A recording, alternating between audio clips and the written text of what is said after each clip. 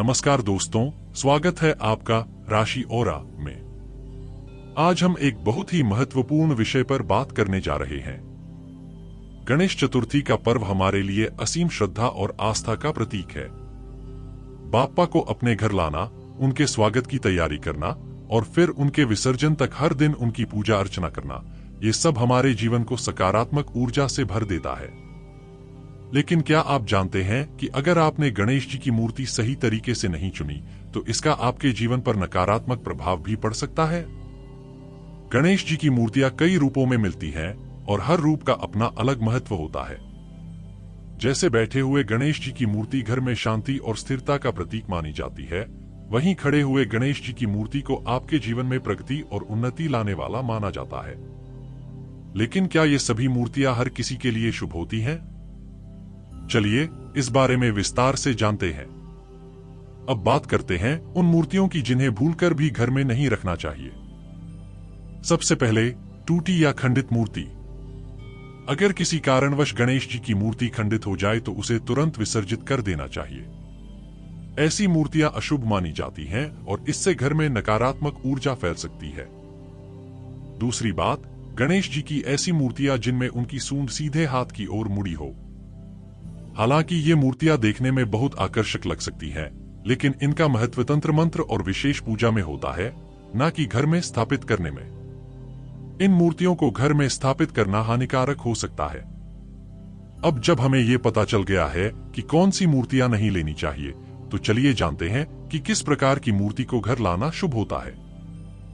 गणेश जी की मूर्ति में उनकी सूंड का बाईं ओर मुड़ा होना सबसे शुभ माना जाता है। यह दिशा चंद्रमा की दिशा है और इससे घर में सुख, शांति और समृद्धि आती है।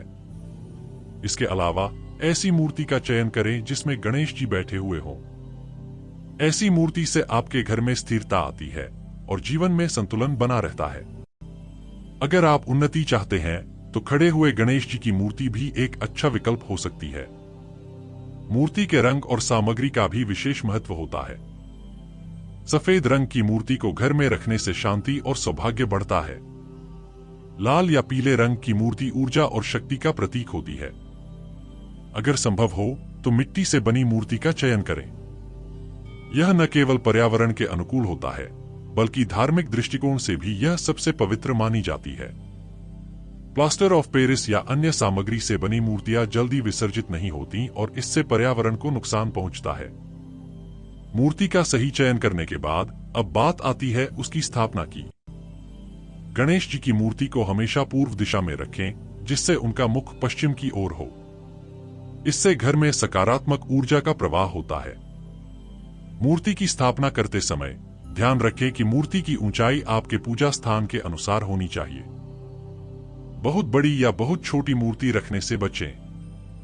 मूर्ति के सामने घी का दीपक जलाना अत्यंत शुभ माना जाता है।